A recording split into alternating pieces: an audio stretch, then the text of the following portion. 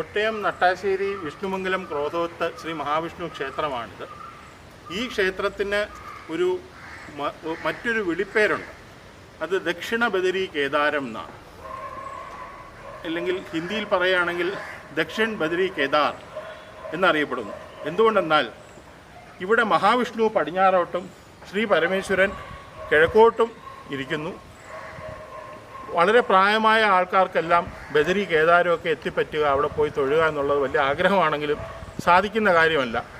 അതുകൊണ്ട് കേരളത്തിലും ദക്ഷിണേന്ത്യയിലും പ്രത്യേകിച്ചുള്ള വളരെ പ്രായം ചെന്ന ആൾക്കാർക്ക് ബദരിയിലും കേദാരത്തിലും പോയി മഹാവിഷ്ണുവിനെയും ശ്രീ പരമേശ്വരനെയും തൊഴുന്ന അതേ അനുഗ്രഹം ഇവിടെ വന്നാൽ ഈ മീനച്ചിലാറിൻ്റെ കരയിലുള്ള ഈ ക്ഷേത്രത്തിൽ മഹാവിഷ്ണുവിൽ നിന്നും ശ്രീ പരമേശ്വരൻ്റെ ഈ അമ്പലത്തിൽ നിന്നും കിട്ടുന്നു എന്നൊരു സങ്കല്പം ഈ ക്ഷേത്രത്തെക്കുറിച്ചുണ്ട്.